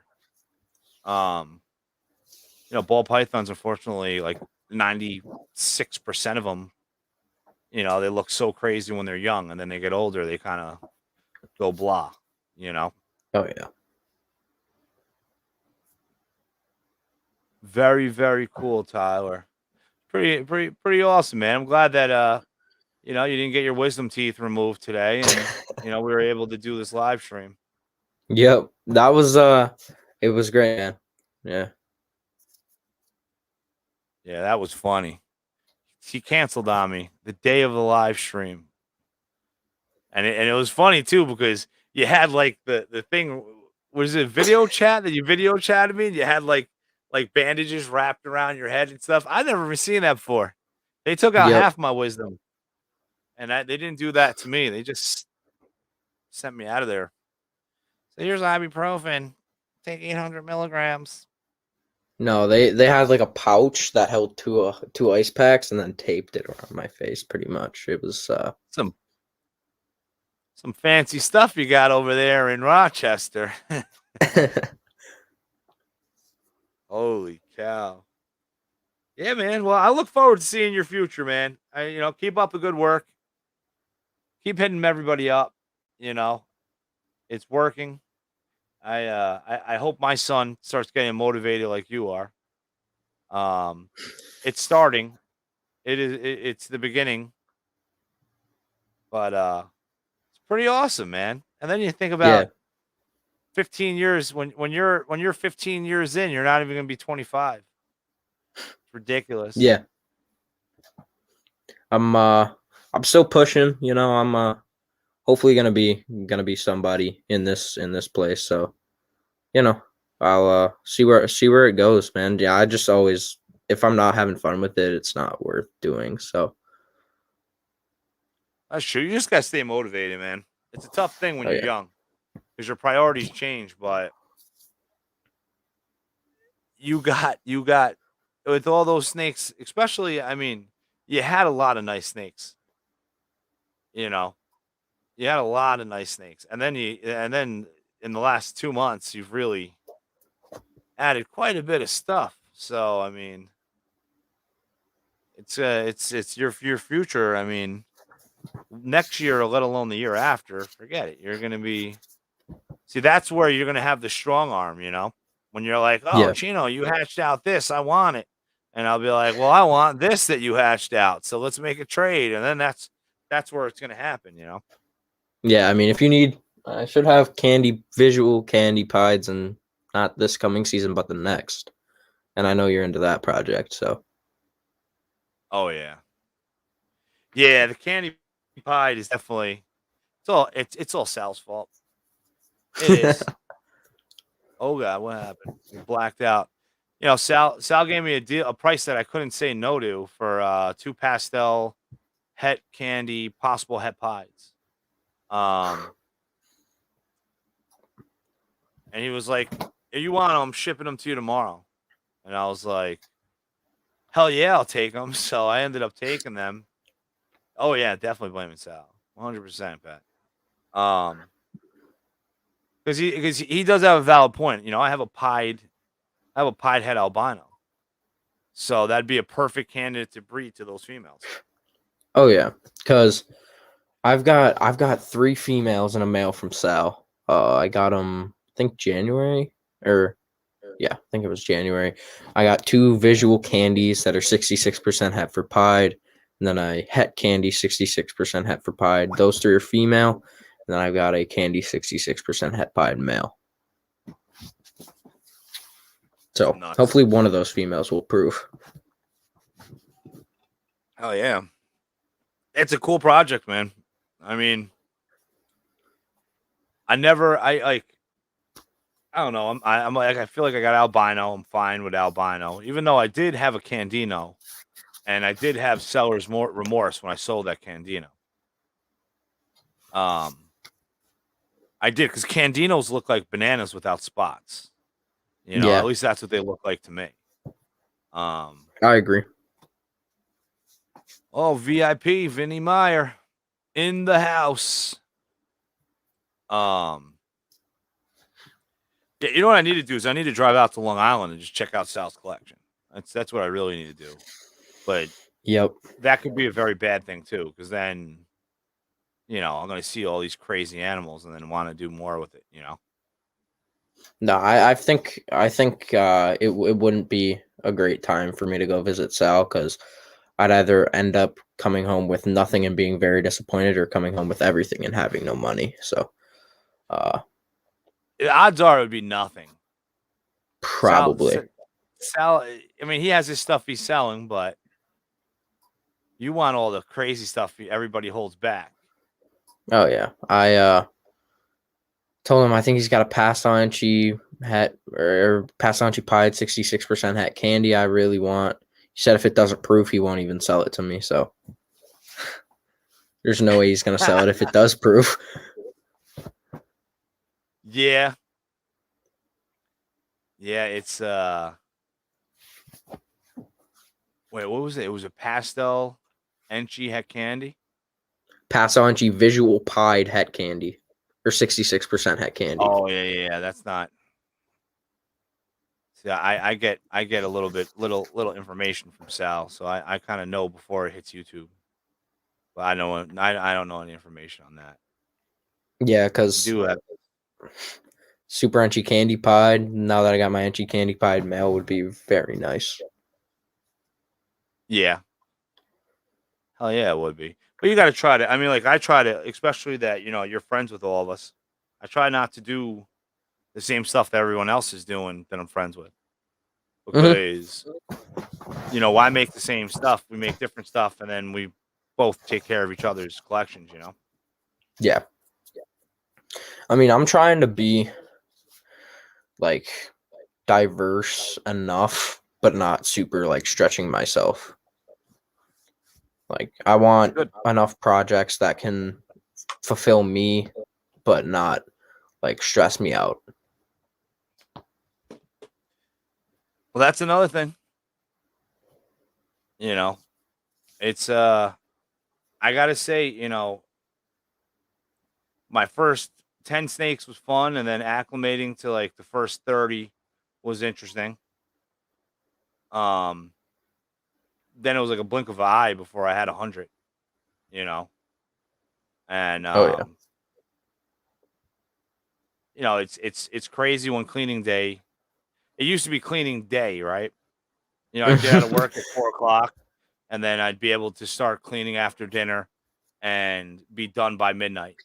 Now it's cleaning days, where it's like, okay, let's bang out 3 racks today, and hopefully we can do 3 more racks tomorrow, and then another 2 racks the following day.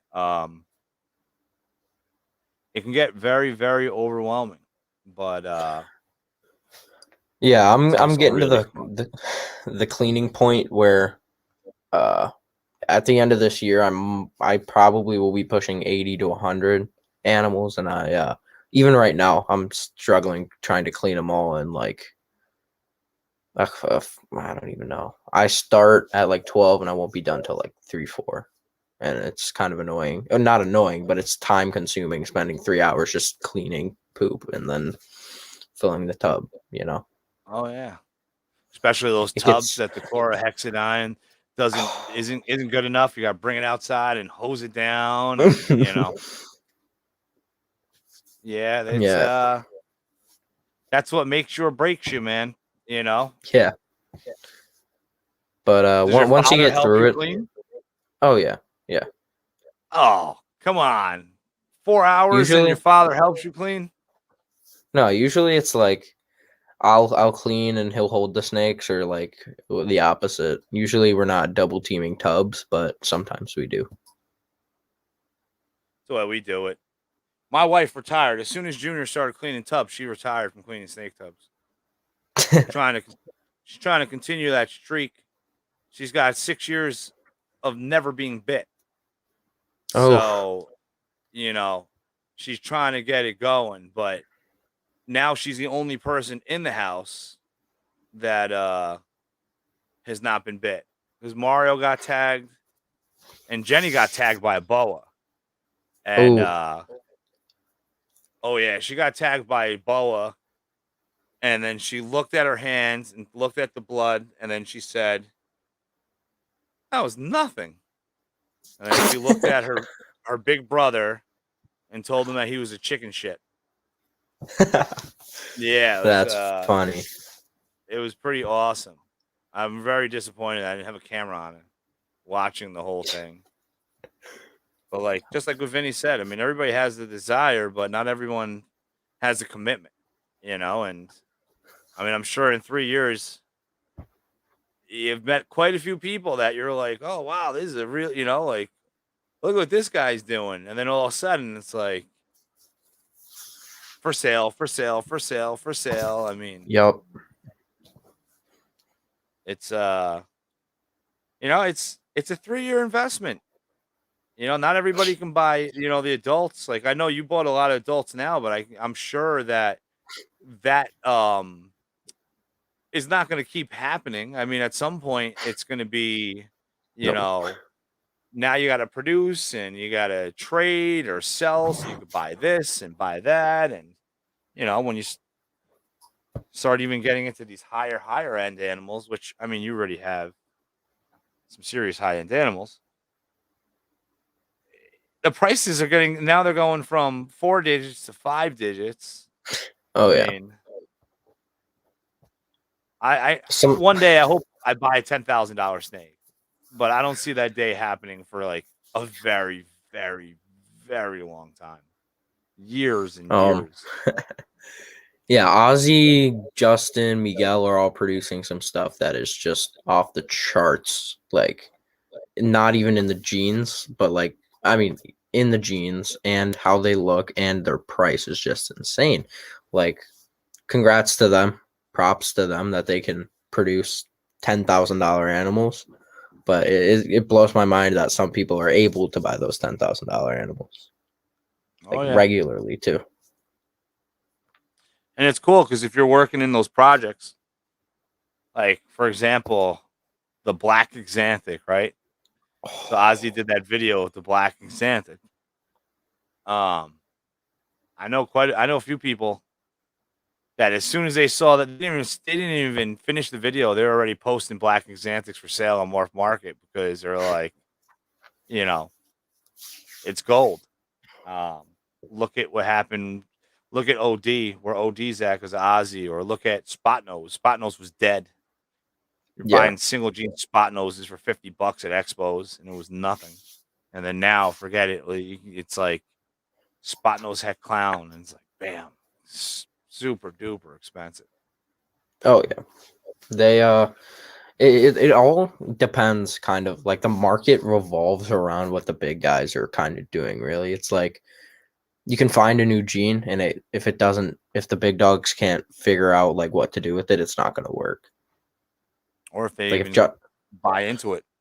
yeah, or like I mean, I know Justin, whatever Justin posts, like the next day their price will double. Like what he did with what was it? The Enchi or no, the chocolate, like chocolate and clown.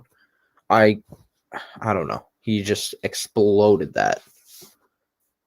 Yeah. Yeah. It makes me like I didn't know what I was gonna pair to. I got a clown female that'll be ready for next season. And single gene clown. And I'm Mhm. like, do I go double recessive or do I, which route do I go? And now I'm like chocolate leopard GHI all the way to that clown, you Oh know? yeah. Chocolate I've never seen a chocolate leopard clown. Actually, I have seen a chocolate Batman, was it? Maybe. But I don't think I've ever seen just straight chocolate leopard. It's I mean, the spot nose does so much to clown. Oh yeah. It Yep. really, Especially with chocolate because their allelic spot nose and chocolate are right, I think. yeah, I think you're right on that. It's amazing. It really is. It's amazing. Because over the years, everyone's always like, "Oh, the market's gonna crash. It's gonna be dead." And I know there's gonna be struggle, and I don't think it has to do with the market. I think it has to do with how our country is getting is kind of just screwing us. Like everything's gonna go up in price really high in the next year. Um, Gas, food, beef. They'll find another way to tax beef snorts and burps and farts, and you're gonna get a cheap ass steak for like $20 and be happy because it's on sale. But Yep. I think when inflation starts really affecting all of us in the country, I think that's when we're gonna run into issues with ball pythons. But I think right now, a good sign that the market's gonna still go strong is the fact that every single snake rack company is behind minimum 4 months. Oh yeah. They So yeah, I don't even know. Sea serpents wasn't bad, but I know ARS, Freedom Breeder, they're all super far behind. yeah, and I mean like I know ARS, like their whole issue is like getting steel. Just getting the box steel, the square tubing is like a complete nightmare for them. So I know, there's been issues where it's like, oh, they think they think they're getting amount of, you're doing an order for the product, and then all of a sudden they don't get their tubing. So now instead of them being 2 months behind, now they're 4 months behind because now they're hoping the next round of orders that they did for the tubing that's they're going to wait on is going to be able to take care of the next round of orders as well as the past round of orders because they didn't have the material. Pretty Yep. crazy. But as long as people are buying racks, people are buying snakes because there's nothing worse than having an empty snake rack. Agreed. I mean, you got that whole thing, and you're like, I bet you're like, oh man, I wonder what. I wish I could just fill this fucking thing up already. Yep, I don't even know how many empty tubs I'll have after next week, but it's gonna be a good amount. Oh, Vinny, they're having issues with polycarbonate. You better polycarbonate tubs. Oh my god, if you have not seen the snake tour that I did at VIP Morphs, absolutely ridiculous. It's the craziest looking thing to see a full rack of snakes and to see every single one of them perfectly. Actually, Sal just did a video, a picture on his Yeah, story, I saw that. and that was like a perfect picture through the polycarbonate tub. No more. I think like just one asset with those polycarbonates is, if a snake doesn't eat, then the whole tank kind of fogs up when the rat is decomposing in there, and with the polycarbonate, you're going to see all that humidity. It's clearly going to be right in front of you. So the issue with Well, most hardened plastics right now, Max, is I believe it's the hardening agent that they don't have enough of. And polycarbonate, um, I believe it uses more than the others. So it's making it more of an issue to actually produce the product. Because I know that's the issue they're having with PVC. Absolutely nuts. well, All right, man. Chino, I know. I don't know if it's a good time, but I think I've got a few things to do in tomorrow early, so I might have to head out of here. Yeah, man. Well, dude, it was a fun 2 hours, brother. I appreciate Yeah, it. I can't wait for the day I'm begging you to sell me a snake that you don't want to sell, and then the yeah, payback begins. can't wait, man. All right, man. Well, if you guys don't follow him, what's exact? It's Tyler's Toxic Balls, but is there a dot between them? I don't even Tyler's underscore toxic underscore balls. check them out. The future of the ball pythons. All right, brother. Have a great night. Safe travels tomorrow. Thank you. You have a good one, Chino. Later. All right, guys. That was fun. I'm gonna burn this shirt, Richie's recessives. You can eat a dick. Yep. Eat a dick, Chad. Eat it. Because you didn't show up and I wore your freaking shirt. Because it's a white shirt. And fat people can't wear white shirts or they spill crap all over them. So, I'm very upset with you, Chad. Talking to you, Chad. Talking to you. But I hope you guys had a great time. Thank you for everybody that dropped in. It was fun. And I thought it was pretty cool to get a young guy that's like just so motivated. And really, I mean, holy cow. You know, he's 16, so hopefully he really holds up and stays motivated. He obviously was born into this, and oh, it'd be so crazy to see even what he's going to be in 5 years. Let alone next year. With you heard the lineup. Oh, I'm breeding clown pied to clown pied. Oh fuck, that's it. Crazy. So peace out, everyone. It has been fun. Please like, follow, subscribe, hit the notification button. Morph Minded, Elliot Max, Pope County, Vinny Meyer, everyone that's here, thank you so much. And I'll see you all next week. Next week, we have the cranky guy, Nick from Nivil Exotics. He's going to be on the live stream. And all I'm going to do is show pies that I produced that I won't sell Nick.